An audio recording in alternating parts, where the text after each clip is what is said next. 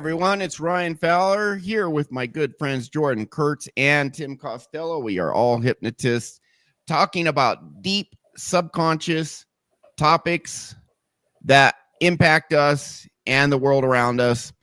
Today we have a really good one talking about don't dilute yourself. The real you is the best part of you, and we're going to show you the proof today. And then we're going to show you how to be able to confidently, or we're going to at least discuss and then point you to a resource that will actually get you being more authentically confident and confidently authentic. We're talking about don't dilute yourself. The real you is the best part of you. Great show today. We actually have two clips we're looking at. We're looking at a clip. They're both Diary of a CEO, Steve Bartlett, but the first one he's interviewing Dr. K, a Harvard-trained psychiatrist, former monk, and Alex Hormozi, who went from $0 to $100 million net worth in about 7 years. So it's going to be a great show today. But before we dive into the topic, Jordan and then Tim, introduce yourselves. Welcome to the show, guys. Hello. Jordan Kurtz. I run Jordan Kurtz Hypnosis, and I help you find and locate all of your limiting subconscious beliefs, and we remove them and then help you amplify all of the beliefs you have within you. Spoiler alert, you are good enough just the way you are. So thanks for having me on, Ryan, as always. All right. I like your outfit, by the way. Thank you. Looks looking very dapper. 60s. Looking dapper, baby. 60, yeah. Looks like a baseball outfit. Pretty cool.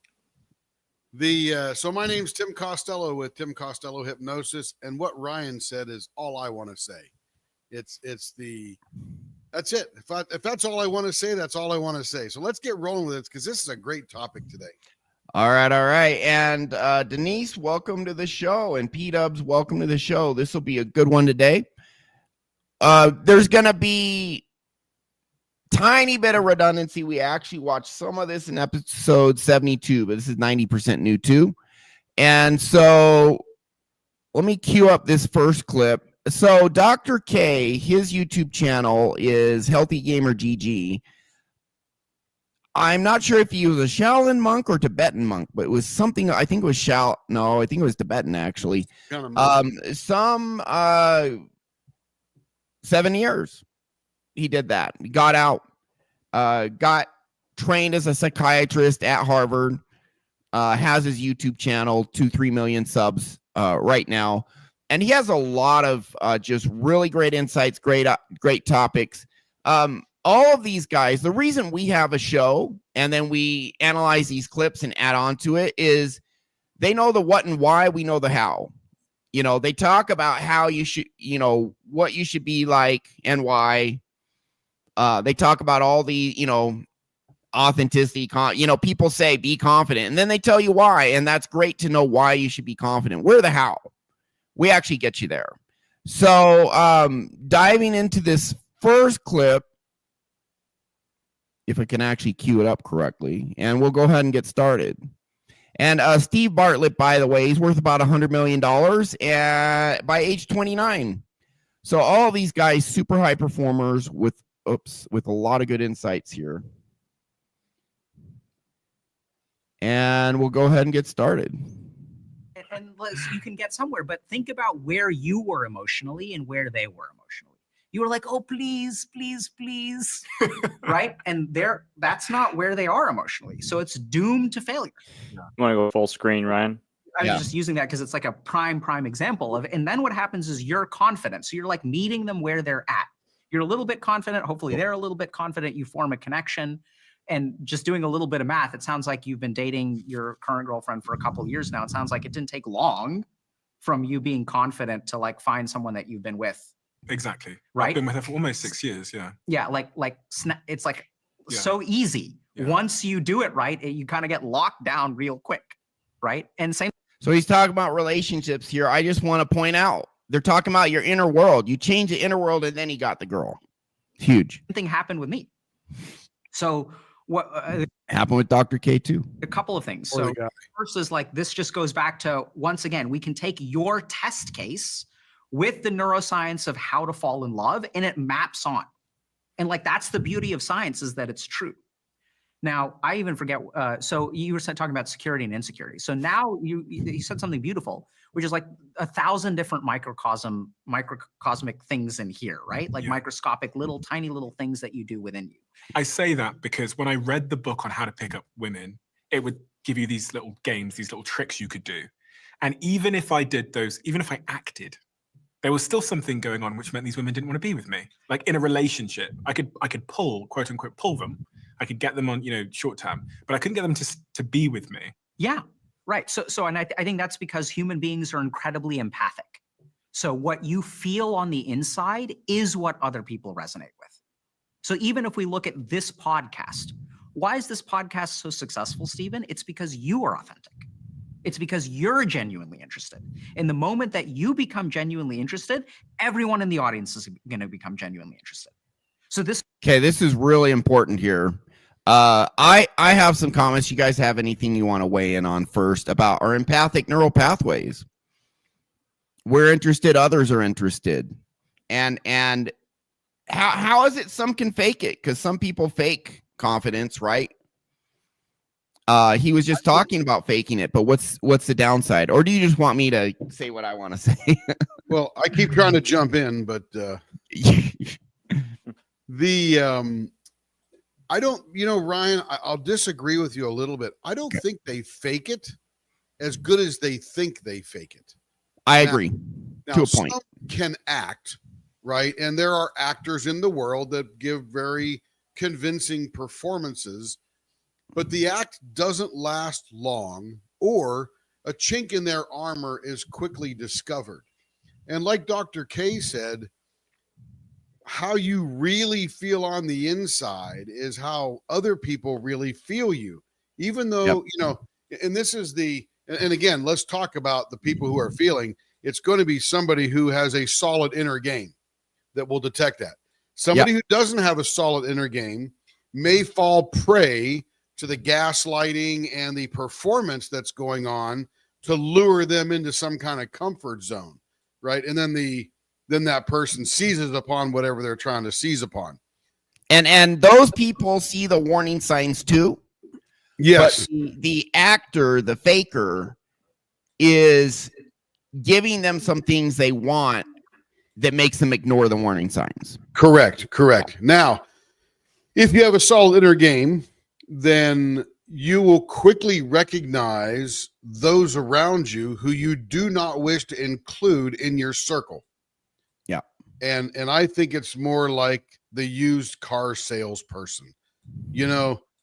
They're not really into it. They're just they're mimicking all of the things they learned in training, and they're not authentic, and you don't really want to deal with them, and you feel sort of yucky when you're dealing with them. So when you're feeling that, you're feeling exactly what's inside of them. They're just not very good at hiding it. So yeah, I know where you're going with this, but talk about the empathic stuff, because that's fun and interesting. Well, that's exactly, I mean, you just nailed it perfectly. We feel what other people feel. And what's the science behind that? How do we feel that? What's going on? Well, our subconscious mind processes at least bare minimum 1,000 times more than our conscious mind. And what happens is our subconscious communicates to us through intuition, emotion, instinct. When we meet someone and they meet us, each of our subconscious are noticing each other's not just tone of voice and posture, but dilation in the eyes, heart rate, breathing patterns. There's a phenomenon called reverse speech where especially when people are trying to hide something, you play their speech backwards and you'll hear little words that are clues to actually what they truly are communicating. It's really weird, but look at the world of science. Go study quantum dynamics and come back and tell me what's weirder, right? So the more you get into psychology and every other aspect of the universe, the stranger and more complicated it gets. That's just how it is.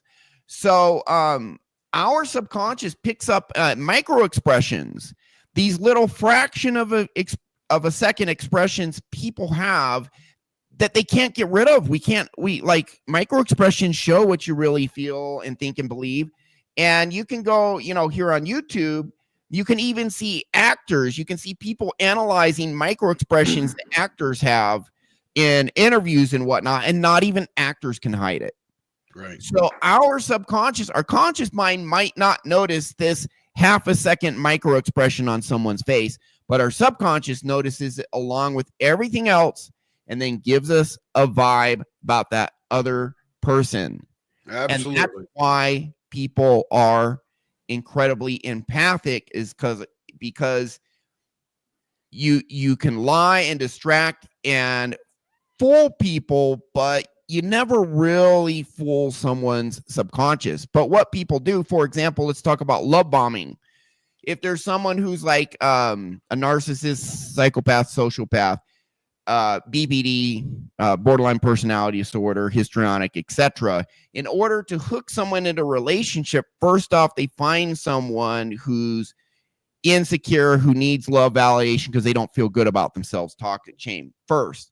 Second thing is they love bomb them. They feed them this drug of validation, love, approval, and they come off as very charismatic. And so what they're doing is they're giving their target all this stuff that is going to distract that person from what their gut and instinct and intuition is telling them. And because this person needs that validation so bad because they don't feel good about themselves, they then ignore the warning signs. But like Steve Bartlett said, when he became confident, etc., he found his girl. That's awesome. But before that, he learned PUA, pickup artist skills, went to nightclubs, and he could get the girls short term, but not long term. And Correct. An interesting book written by Neil Strauss called The Game, where he's a journalist. And he wrote for Rolling Stones and whatnot, but he was basically an incel, couldn't get a girl to save his life. He went on tour with Motley Crue, and, he talks about how they were constantly meeting girls and he didn't get a single one on the whole tour, even though he's surrounded by beautiful women all the time, right?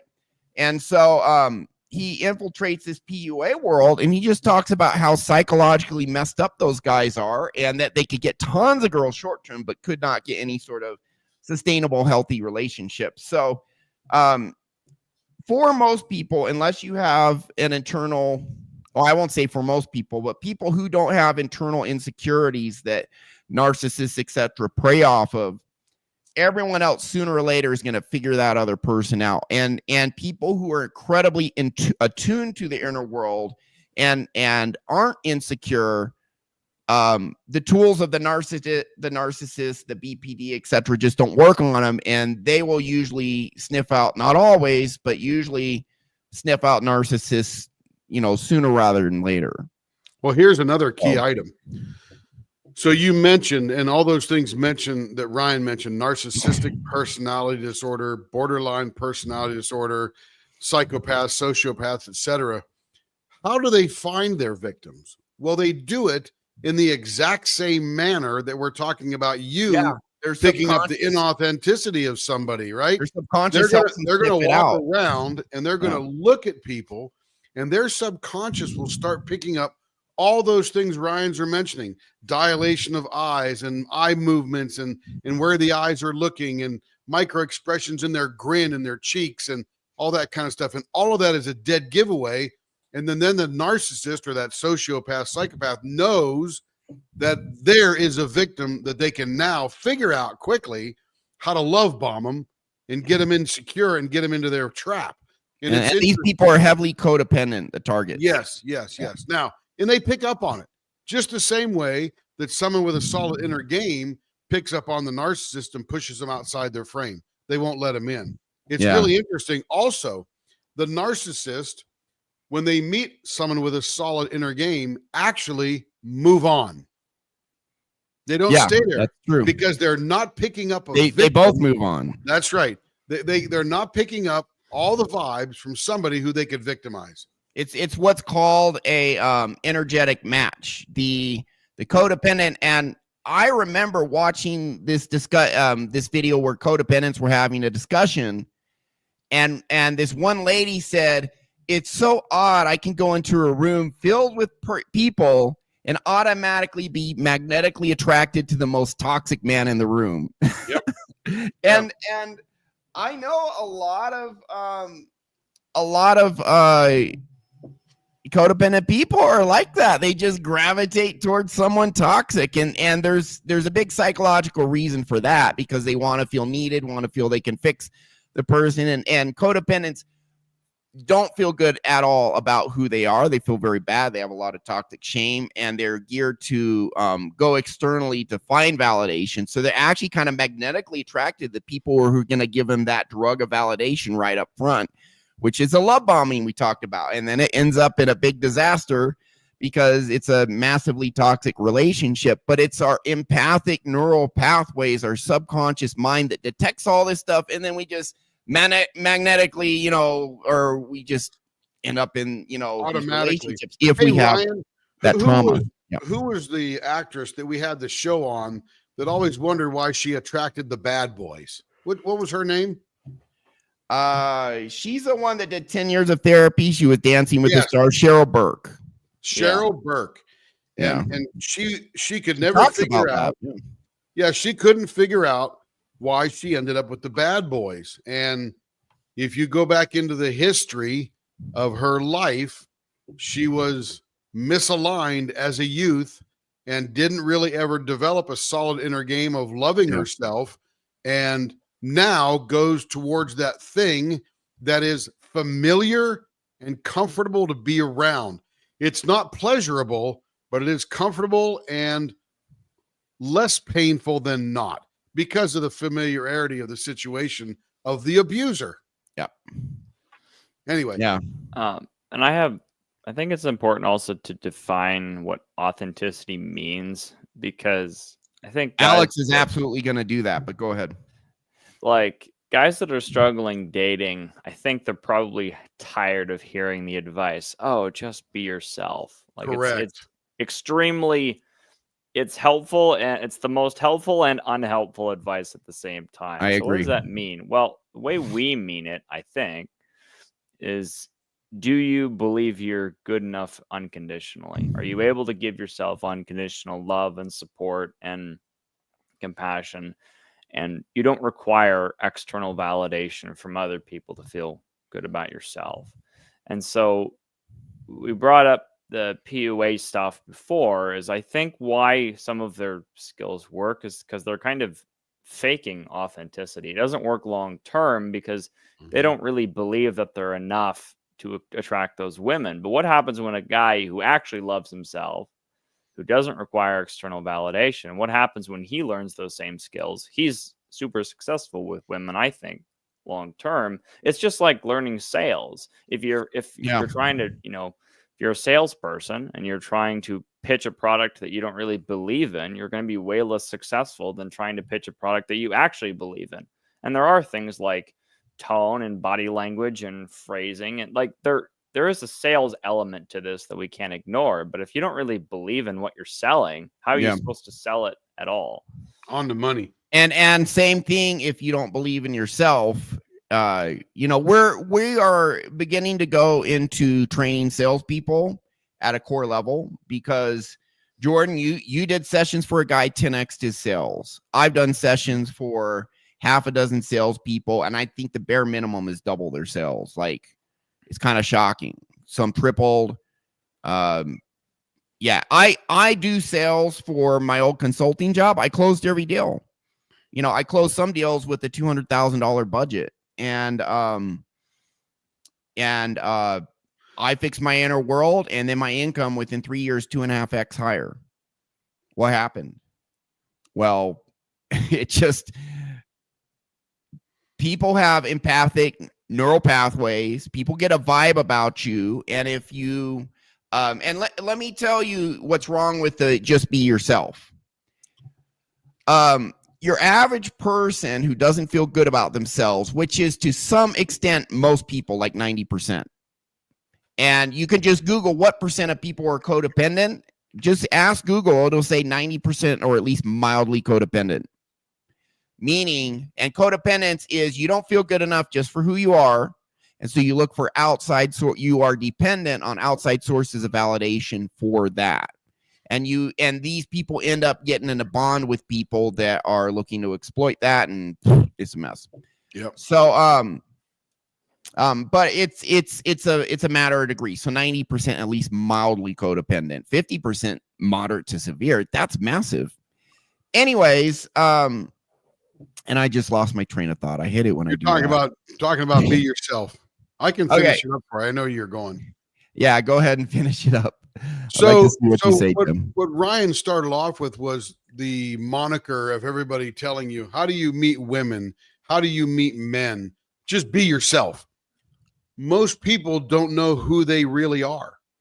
Deep down, they don't have. And if you take the 5 types of subconscious trauma and simply reverse them, that means that to know who you really are at the core, you have to know you are good enough or love yourself, like Ryan and Jordan are both saying, for who you are. Just your simple existence is enough to have tremendous value. You don't have to do anything. Secondly, you have to know that you belong, even to yourself. And then once you get fully inner gamed up, you can belong with other people and you'll know who your tribe is. Thirdly, you have to know that you can achieve whatever you want. Nothing's impossible. I mean, if you're 5'4", Spud Webb, notwithstanding, you're probably not going to be a power forward in the NBA.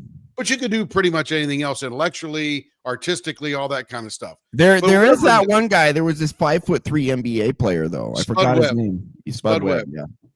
And the fourth thing is that you need to feel safe and secure, and that you don't think that the whole world is going to fall apart should something happen. And lastly, you got to get rid of this first, is any rage, resentment, or anger that you've built up over the years. So if you do those 5 things, then you will start to develop your actual authentic self. And then, and only then, is the moniker be yourself applicable and helpful. That's actually very close to what I wanted to say, Tim. That's awesome. I'm just going to augment it a little. Go, Fabian, go. You did great, because we're all on the same wavelength, because we all understand. We all, Jordan, me, Tim, all understand these true principles that we see play out in our clients' lives, and we see them freaking take off like rockets after sessions with us. When people say just be yourself, the problem for a lot of people is deep down they have the core of who they really are. Unless you're a sociopath, psychopath, you got that in you. But for many people, it's covered in toxic shame, doubts, insecurities. I'm not good enough, anger, rage, all of that. So that's covering who we really are. A lot of people, not everyone, but a lot of people, very common when they're going to do sessions with us, they have a little bit of fear. And the fear is, what if I go, because they're going to face all this stuff in them. And some of them fear, what if all that crap on top of the real me is actually the real me, and I really am not good enough? And it's like, no, get under that, get to the core. The core of you is awesome. Because everyone, the thing that makes us humans awesome is not only are every single one of us unique, but we have this amazing potential, because the more we do anything, the better we get at it until we get enough skill to get what we want. We all have this capability to learn and grow that is absolutely massive. So when they say just be yourself, number one, you can't just say that and get rid of all this crap covering up the true authentic you. Right. And number two, then people, I should be vulnerable or just be myself. And so they're trying to be who they really are, but all this other stuff in them, this trauma comes out, and that's a mess. So when someone says just be yourself, what they're really saying is, the way to really do that is get rid of all this subconscious trauma, these maladaptive beliefs, everything Tim just said, feeling you can't get what you want, trapped anger, rage, feeling unsafe, all of that stuff, feeling not good enough. Get rid of those false beliefs, and then the real you that is at the core of you can then just freaking shine. And that is actually, if you're able to get rid of that crap, and then have this firm belief that the real you is freaking awesome and unique, you're a one-of-a-kind diamond in the universe, and now you can just confidently let that shine, Then you have true charisma, and then you're going to start really attracting the type of people you want to have in your life. And I'm speaking from experience. I've had toxic people in my life, but listen, over the years, I've attracted more and more just true solid gold friends for my inner circle. And, you know, exhibit A, Tim, exhibit B, Jordan. And I have others who are just like absolutely fantastic human beings. And the more I embrace the real me, the more I attract that. And that's how it is for everyone. Everybody. Absolutely. For everybody. But you got to get to that core. Yeah. Yep. So when people say just be yourself, you got to go through, get all that out of you so you can find the real you and then be that.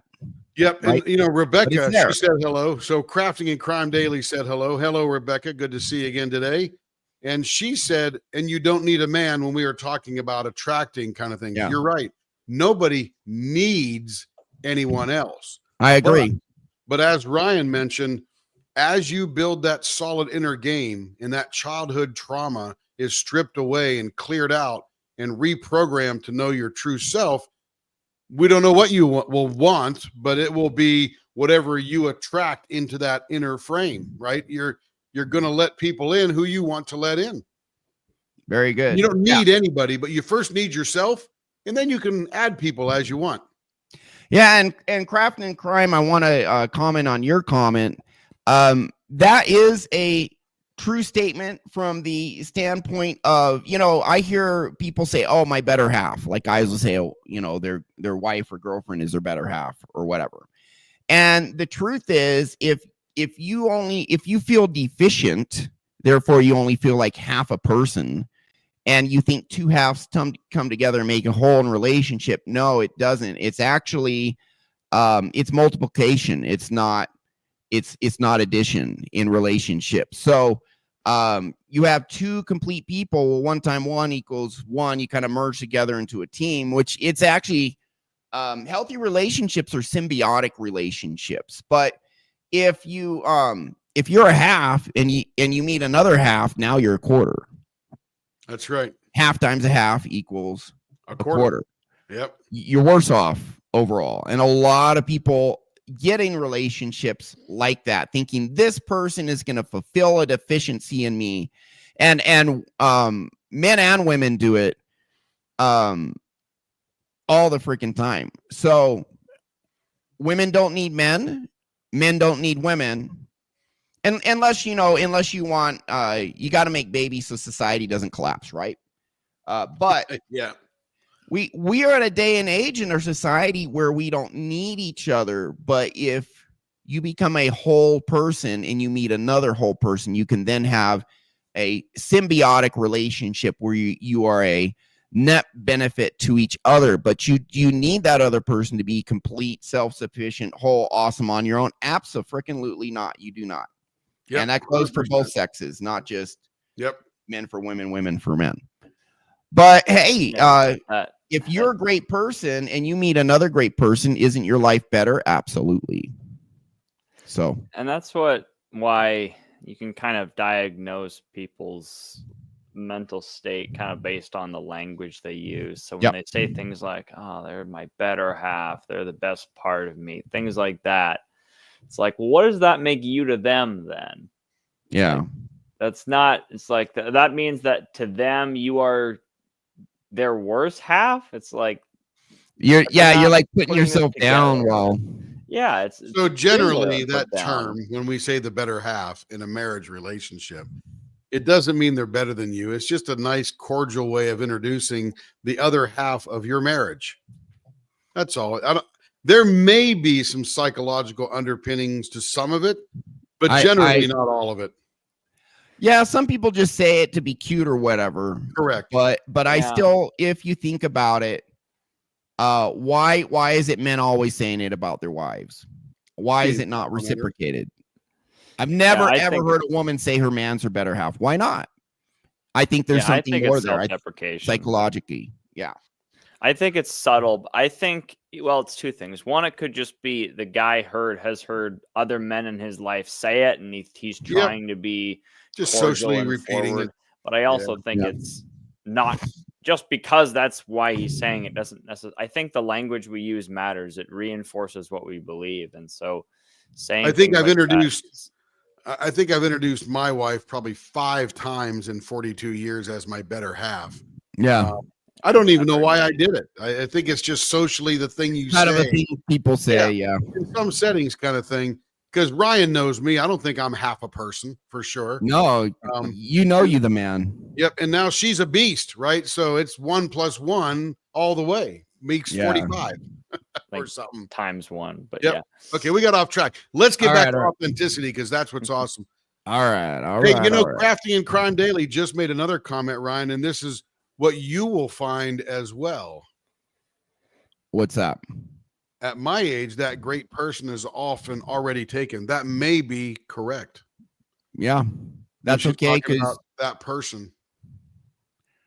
all right. All right. All right. Hold on just a second here. Because I mean, it gets thinner the older you get, period. Whether you're 20, 30, or 40. Okay. Right?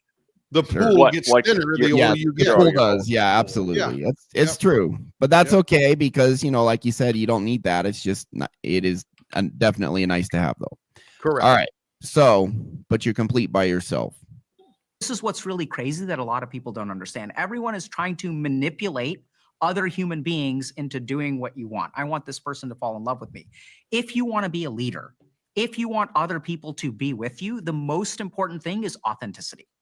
There's studies about this, that if you look at like how people in the workplace rank leadership, authenticity is at the top of the list. So authenticity and the ability to navigate negative challenges. These are the 2 most important things to like be a leader. If you look at. So that's interesting because the data and research actually shows that being who you really are, but it's not just being who you really are, because we just covered all this. If you have a ton of, number one, if you have a bunch of toxic shame in you, I'm not good enough. Shame makes us hide. Yep. We want to push away that shame, numb it out, drink alcohol, do drugs, porn, TV, video games for women, romance novels. We remember, I believe it was Dr. Anna Lemke.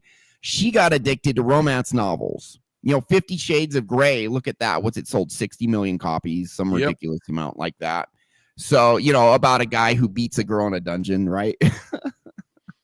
So can't imagine the he's a attractiveness billionaire. of that. He's a perfect man, according to you know, at least the ideal of a lot of women. So,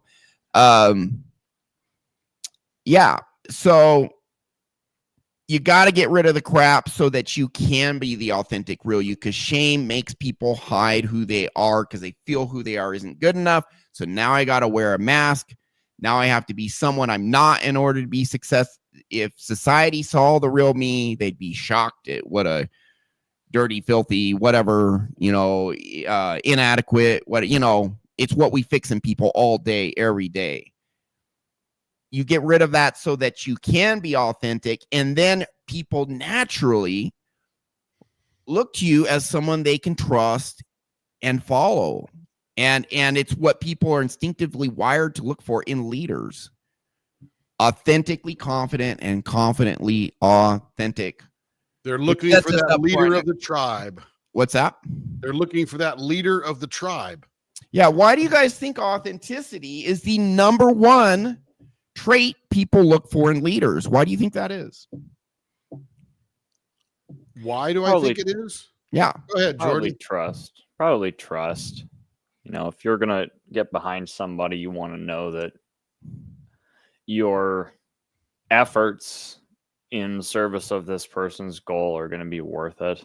And so if you feel like you can reasonably trust what they say is what they mean, and that, you know, you're going to follow them to, you know, get the kill, you know, to go find the animal or something like that in the hunt. Yeah. You know, if they're just faking that they know how to kill an animal or they know where all the animals are, then you probably end up dead. So I'm thinking more of an evolutionary perspective here. But, you know, we want to know that people we follow actually know what they're doing, because if they don't, then we might not eat, you know. Yeah. So- and go. I just want to say something super quick, Go and I'll for let you go, Tim.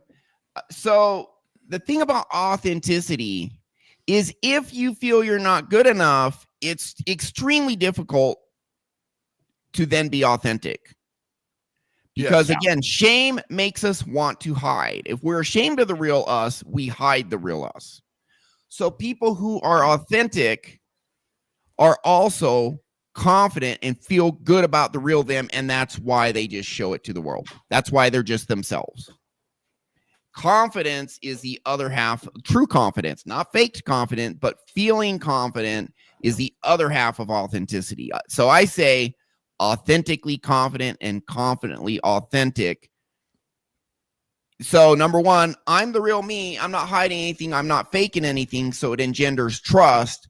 But you are able to be authentic because you believe in yourself and believe the real you is good. So you're confident, and then the empathic neural pathways of others pick up on that. And so they're like, here's someone I can trust, and they believe in themselves, and therefore I believe in them too. That's what's going on.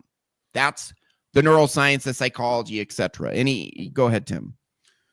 So I'm going to use Walmart as an example of a place that for a while you can hide. And now let me give you an example. Yeah. You were a general manager of Walmart. Right. Every one of us knows someone who is an empire builder, gaslighter, manipulator. They're everywhere that you go in society. You can't get away from those type of people. They're just around. And in office environments and retail environments and sales environments, doesn't matter who it is, there's always somebody shining somebody on to build an empire to make themselves seem secure. Yeah. At Walmart, you can do a lot of that in the retail store. We're not talking about the corporate office yet, but in the retail store, there is a way that you can sort of move up the ranks and hide. The place you can't hide is as the general manager of the store, because now you are standing naked on top of the mountain and everybody's seeing you for what you're, and I'm going to use in quotes, worth, because it's really felt inside. I've seen a number of people, and I was only with Walmart 9 years and became a store manager in 4. But it takes about 15 to 18 years for a lot of people to get to that, some 30 years. But the interesting thing I noticed was there was a number of those empire builders, male and female both, and they would rise to that level of co-manager or store director, whatever they are, store lead, I think they're called now, that second in command in the store. They can still build the empire, still hide, still give direction, all that kind of stuff. But the minute they get promoted to store manager, it all falls apart. Why? Because they never really had anything to lean on. Right now they're up there, they're on top of the mountain, they're naked. Everybody can see them for what they're worth, and they know that. They can't hide behind the top guy. They can't pass the response. Oh, it was the top guy's mistake, not mine. The buck stops with him, not with me. so they attempt to truly try to fake it for about 6 months. And I can walk into a Walmart today and I can just look around for 10 minutes and I will know whether the store leader is getting ready to be fired or they're going to get a new one soon. Right? What do you see? What do you pick up on? It's the condition of the store, the associates, the attitudes. I mean, because it all comes from the store manager. Every single bit of that store comes from the store manager and the way they're synergistically leading the people in the store to get accomplished what needs accomplished. And it takes about another 6 months for them to finally start documenting that this person's not performing well, and almost another year to get rid of them, because now they have to document everything. They got to counsel. They got to give them every opportunity to not course correct, to not fail. Yeah, to course correct. And rarely do they come out of that cycle well. Why? Because they truly don't believe they can do it, even though they wanted it. Yeah. Even though they wanted it, they know deep down in their heart that their core belief, their body is telling them they can't do it. And the Walmart upper management has no idea how to rewire their subconscious, so they will believe in themselves. Correct. So they just get beat up. I mean, that's our skill set, not theirs. Yeah, it's a brutal place. So what percent of people, when they become store manager, do you think that happens to? Is it 10%, 50, 25, 80?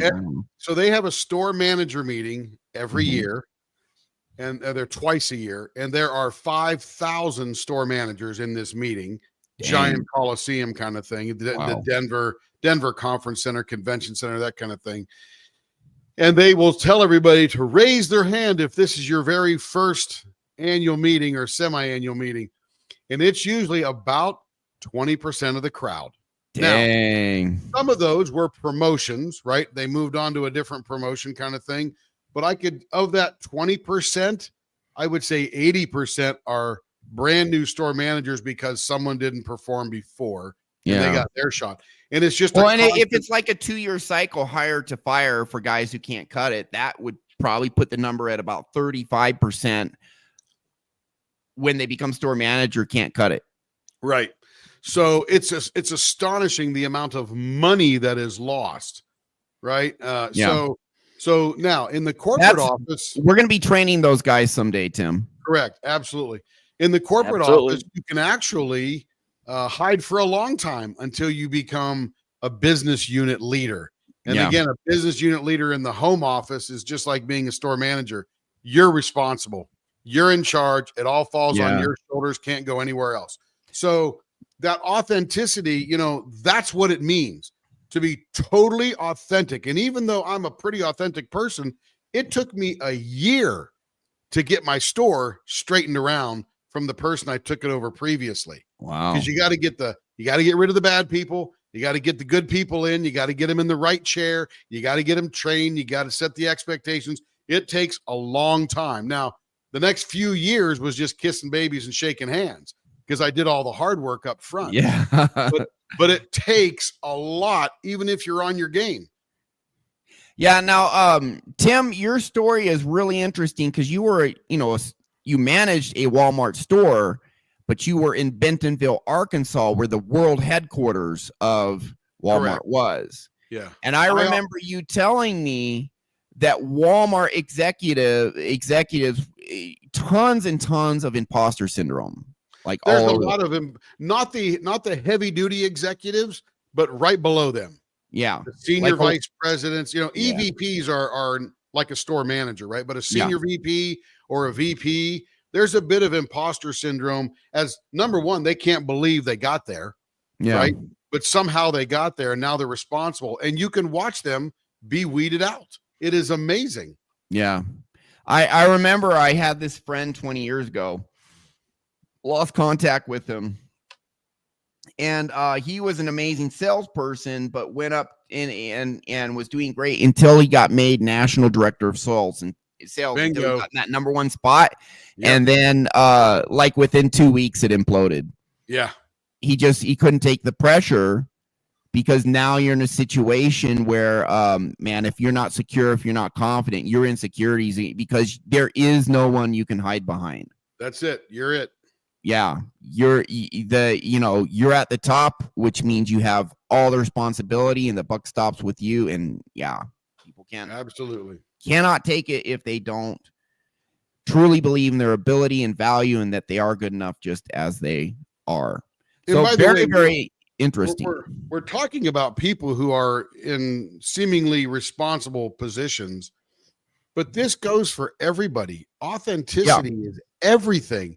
In order for you to achieve everything that you want to achieve, and I don't care if it's gardening the best rows in the world or leading a $100 billion corporation, it doesn't matter.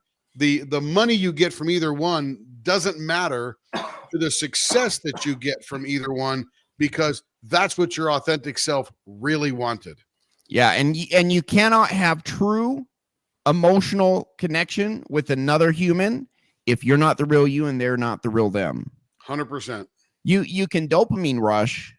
You can get dopamine from each other and, limerence, infatuation, hormones, or, you can get all that stuff, great sex, whatever. But then when it comes to true emotional connection, you got to be the real you and they have to be the real them. And it's on a spectrum.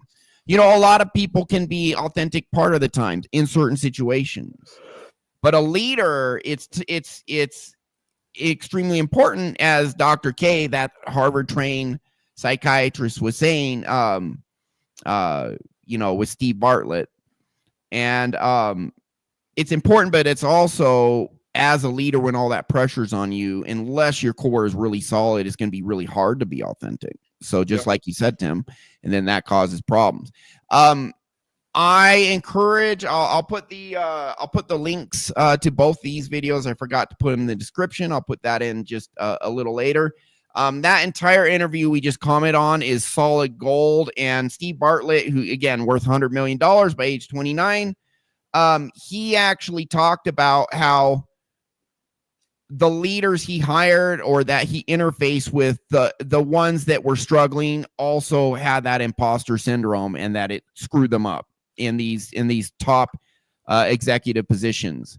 So we're gonna go on to this other clip with Alex Hormozi. Alex Hormozi, just an absolutely brilliant genius businessman. Very interesting guy. His first 9 businesses failed, and then in 7 years he finally got it down. And in 7 years he went from almost zero net worth to 100 million by like age 30, something around there. So we're gonna listen to what he is talking about now, about this type of authenticity. Don't dilute who you really are and why. And he has a complimentary take to everything we've just said that further elucidates this. Hey, so, let me also add one thing to the go ahead. To the doctor. All these guys worth Stephen Bartlett, particularly Mhm. the Diary of his CEO host. Yeah. Even though he's worth 100 million by 29, when you listen to all of his shows, you will find that he got there by toxic fuel. That's true. He really so did Alex. Yes, he was a worldwide success if the world looks at money as a success. But when he got there, he couldn't stop working. He was addicted to overworking. He probably still in amazement now, unless he's seen one of us. He probably is not rewired to the core and still has some of that doubts, even though he's doing a number of the tips and tricks that people told him to do. So money isn't the ultimate success, because you can make a lot of money and still be toxic. So the key is make whatever you want, but be authentic. Yeah, and just to explain this real quick, there are people out there who are extremely successful, 9, 10-figure, 11-figure net worth. Elon Musk has some of this as well. And our psyche is complicated. So what happens with a lot of people who have imposter syndrome, there's three types of toxic shame. I'm not good enough, I don't belong or fit in, and I cannot get what I want. So people who have I'm not good enough combined with I cannot get what I want, they're going to have the imposter syndrome and fall apart. But then people who have the mindset of actually I can get anything I want, my abilities are amazing, I'm a freaking rock star, I'm going to kick so much ass in life, like they really believe that. But then they also have this belief of, and no matter how much I do, I'm somehow still fundamentally flawed and unworthy of love, or something along those lines. So they believe they can do anything. And on that level, they actually believe maybe they're even better than others in general, or just incredible self-belief there. But when you couple it with, but no matter how much I do, I'm still going to be fundamentally inadequate somehow internally. Those are the people like Alex Hormozi, Steve Bartlett. And so what they do is they get on this hamster wheel, because they there's another belief in there, which is if I do more, at some point I will be good enough. But then when they get to that more level, which they do, it's still not good enough. So you actually hear Alex Hormozi talk about that. I have this clip, but we won't show it today because I've showed it before and it's a little off topic. I don't want to get too off topic. So let's keep I'm going to share this other clip. Authenticity. Yeah. Here we go. And it took me several years to almost relax into just realizing that the game here was to get to the point where I could be myself on the internet. And actually that was the most high value because of, of what you said. It's the uniquest part of me, but the courage to be yourself. And it is the winning strategy for 2025. And I think it's leaning into it. And the thing is that everything in you wants to not do that. I'm not really sure why. But I was having. You guys want to say why? Well, here's what I love about this statement. And every time I hear a statement similar to that, I think the spirit is willing, but the flesh is weak. And the flesh being that subconscious trauma that we've got that keeps us from achieving whatever we want to achieve. Yeah. So for some people, such as Alex, this especially when they believe they can do anything, they then have this belief of, yeah, but I'm somehow not enough, so I need to achieve more. And so in that context, they each have a component of toxic shame. It does not keep them from being authentic. It instead puts them on this hamster wheel where they are trying to constantly move forward, and no matter how much they do, they still have that in them. And that's actually what makes him that's actually causing the resistance he's talking about. But it's on a spectrum. Some people have a little toxic shame, some have a massive amount, and it manifests in different ways. So we'll keep going. Having a conversation with Layla, I want to say 2 nights ago or 3 nights ago. You have something, Jordan? Yeah, no, I was just bringing it back on screen. Oh, okay, cool. Go ahead. I got a bunch of flack for some X posts that I made, and she just looked at me and she was like, "Never dilute yourself." Because I was like, maybe I shouldn't talk about this stuff. Like maybe I should just I'll just lean off. And she was like, "Never dilute yourself." Like there are so many more people who need that message than people who are hating that message. And she was like, and if you're actually going to make a difference in a lot of people's lives, there's going to be an equal and opposing force of people who want to reject that. And she's like, this just comes with the territory of how big of an impact you want to have. And it was just such a great, wife talking to husband, conversation. That I guess for me at the end of the day, I'm like, as long as she thinks I'm cool, I'll keep doing it. But yeah, it's just, because the diluted down version all of a sudden becomes everyone else's stuff. Well, you said you can pause. It's yeah, this is great. Well, it's but he said, as long as she thinks I'm cool. But what about you, Alex? What about you thinking that yourself is cool and that your opinions are valid and you're going to keep sharing them? It's that's one thing I didn't hear him say. Yeah. And so there is a very specific type of belief system these people have, and we actually covered it previously on, I believe the name of the show is on this channel, Do You Really Want an Ultra Successful Mindset? It might have just been me.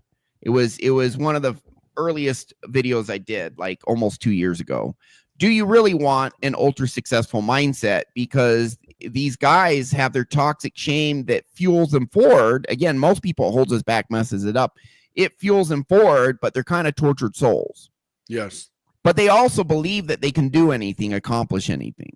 So it's like a very, I won't say it's uncommon, but it's not super common mindset. But you will see a lot of people who are high achievers and yet they feel kind of crappy about themselves. So, but still, at least in many regards, they can, I would say, when they're they feel very good about who they are as business people. They feel very capable and empowered, so they will be authentic in that respect. But there are other ways where they feel inadequate that they'll hide. So again, our psychology is complex. So anything else to add, guys? Nope, I picked up on that as well. In fact, if you rewind a couple of seconds, Alex finishes up with something. He talks about the diluted you is really just everybody else's version of you. Yeah. Well, but the thing is if you hide the real you, you now lose your edge because you're hiding the thing that makes you different and sets you apart. And in a competitive marketplace, if you're just like everyone else, you have no competitive advantage. I'll say it again. If you are just like everyone else, you have no competitive advantage. Be the real you and find your niche. Because then there's going to be people who need the specific unique you and who you are. or who like the specific unique you. Even if 90% of the world doesn't like you and 10% of the world loves you and all the 10% know who you are and love you, well, geez, now you have 700 million people, who got your back. That's right. So if you're selling a product, you now have 700 million customers in a business context.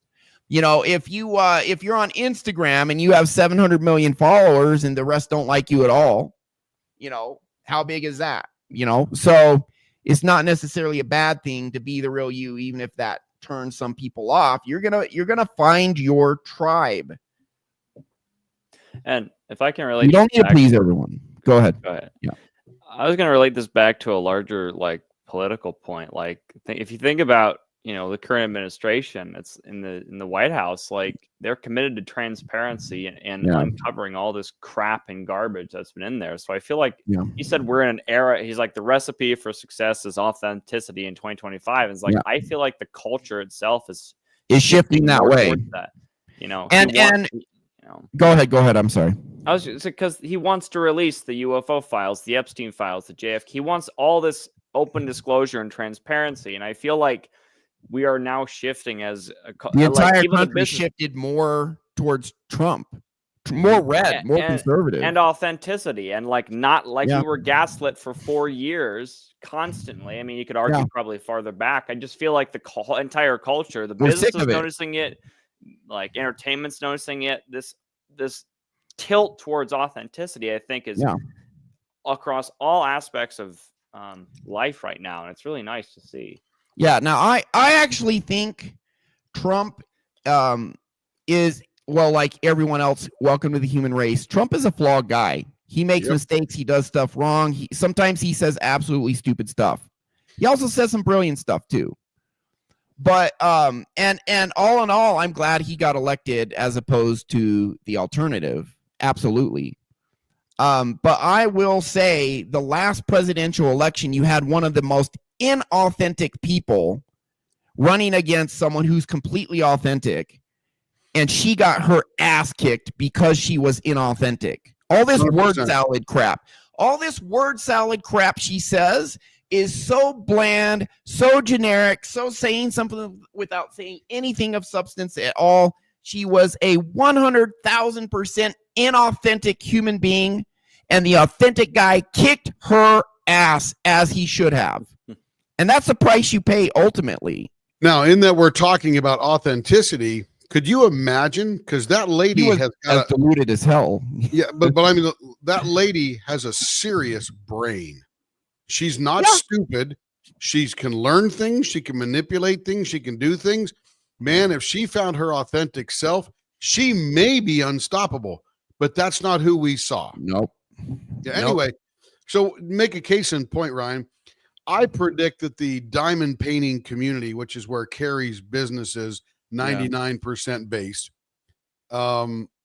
is probably about 100,000 people strong. Cool. Okay, that's the total community pool. Yeah. In the success that we've had in the last 2 years, we only have 611 unique customers. And it's more than we can keep up with. So I don't need to be the 100% guy because it would kill me. Yeah. Literally. Right. Yeah. But I can be the 6 or 0.6% guy. That's all you need. Find your niche that's a match for the authentic you. Yes. Yep. Yeah. So you don't need the whole world as your customer. You just need a segment. Anyway, And, let's yeah, roll you on, love 'cause we're making about those the end of pins? our hour. What's Yeah. that? You love making those pins, and Carrie loves running the business. You guys are being the real you. Okay, yeah, we'll keep going. Go back to the Hormozi. Yeah, here we go. Everyone else's stuff. Well, you said a second ago you're not sure why that is, but by very definition of it being unique, that means that there is no blueprint. Yeah. There is no person that's come before you and proven that it works. So the courage of being yourself, there's only one Steve Bartlett. So if I'm truly myself, it's never been done before. That means that the risks are unknown. The upside's also unknown. Yeah. Mhm. But so again, going back to our hate of uncertainty, it makes much more sense for me to try and copy you because I can see a blueprint there than to run the risk of being yourself. And you are someone, I have to say, who is running the risk of being yourself. And actually, as someone who's observing you, now I know who you are, and I now know who you're not. And it's important for me as someone that follows your work that actually I see consistency, because I've established Alex Hormozi's values. And anything that diverts from that is actually less valuable, because, as you say, it's more like everyone else and the things I've had before. But it's also, it wouldn't feel true anymore. And this is something that even as a creator myself, I have to fall back on, is my audience know who I am now, for better or for worse. They're not going to learn anything new. You know, what's really interesting is navigating the gray. And so there are contradictory ideals. That's actually probably that's a good stopping point. Do you guys have any final thoughts or any comments on that? No, just be authentic. Find your authentic self. There's only one of you in the universe, and it's awesome. And at your core, everyone has value. It's just all the crap that gets in the way that takes away from that value. Get all that trauma, all that crap, all that I'm not good enough, and right there, school.com/RyanFowlerSOS-7231. We have a free basic self-hypnosis course that actually helps you get rid of that crap and embrace the true authentic you, and then just confidently let the real you shine to the world. Once you get rid of those insecurities, get started with that. That's a starting point. It can be a very powerful starting point if you take it seriously. When you're ready, do sessions with us, and then we will absolutely rock your world and get you authentically confident, confidently authentic. We really don't rock your world. We show you how to rock your own world, how to clear your own trauma. We guide you through the process. You're the one actually rewiring your brain. And that's what we do. We rewire deep subconscious belief, but really what we do is we show people, we guide them through the process where they rewire their own brain and fix themselves. And you look at the school program, it's self-hypnosis. It's showing you how to go in and rewire yourself, because the power to do that, we give you the knowledge and guidance, but the power to do that actually rests with you. You have it within yourselves to get rid of all your insecurities, all your doubts, all your trauma, and replace it with true, authentic confidence, being authentically confident, confidently authentic. You have that power, whether you know it or not. But we invite you to get on the path where you discover you have that power, and then take hold of that power to get that true, authentic self-belief and confidence, loving yourself unconditionally, knowing you're good enough just as you are. You can do it. Let us show you how, but you're the one who does it, because you do have more power than you know. That's our show. Thank you.